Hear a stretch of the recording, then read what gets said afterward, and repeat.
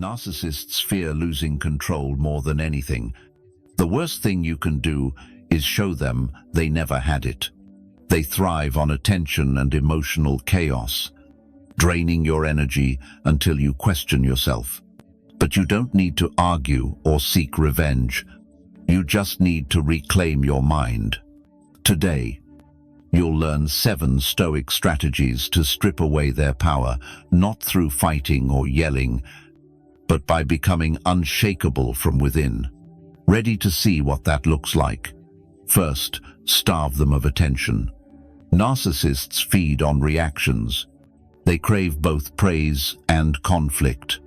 The more you engage, the stronger they feel.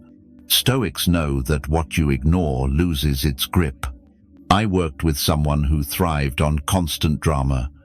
Every insult, every jab was bait.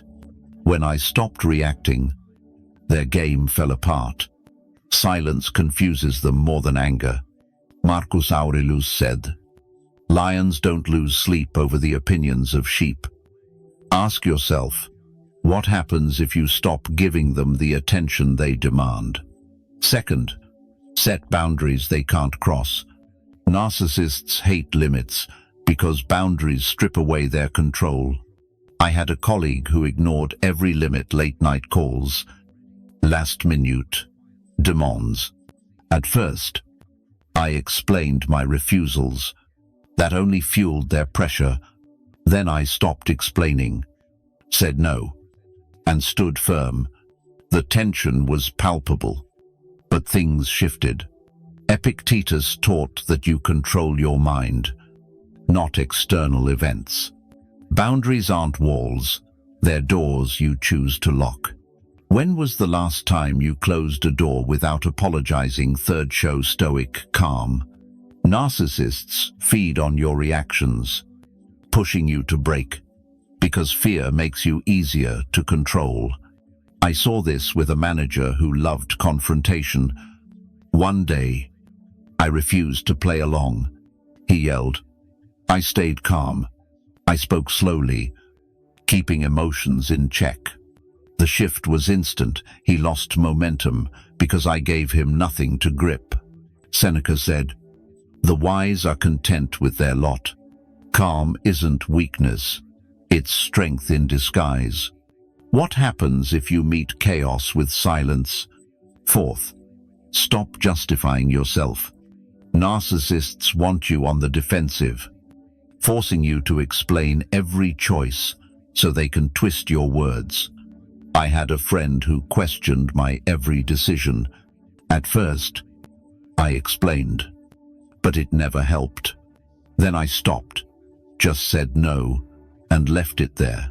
Marcus Aurelius said, "Don't waste time arguing what a good person should be. Be one." When you act with quiet certainty, you slam the door on their control. Imagine stopping explanations and letting your actions speak for you. Fifth, succeed quietly. Nothing unsettles a narcissist more than success they can't claim. I worked with someone who mocked every small win, so I stopped sharing them. I focused on my work, letting results speak. They grew restless, with nothing to attack. Marcus Aurelius wrote, "The best revenge is to be unlike your enemy. Build in silence. Let your progress be your response." What if you stopped proving yourself and became someone they can't touch? Sixth, show empathy without getting pulled in. You can understand a narcissist without falling into their trap.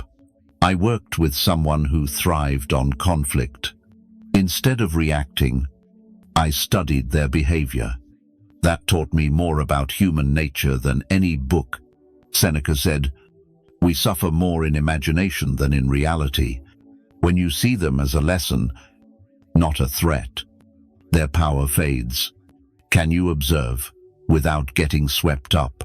That's where true freedom begins. Seventh, walk away and never look back. Sometimes, the only way to win is to leave. I saw a friend trapped in a cycle of manipulation. He kept hoping things would change. But they never did. The day he walked away was the day he found peace. Marcus Aurelius said, "Your happiness depends on the quality of your thoughts." When you walk away, you choose freedom over control. What would your life look like if you closed that door for good? Conclusion: reclaim your power. These 7 steps aren't about revenge, but about finding freedom. Each one pulls you out of their reach and back to your inner strength.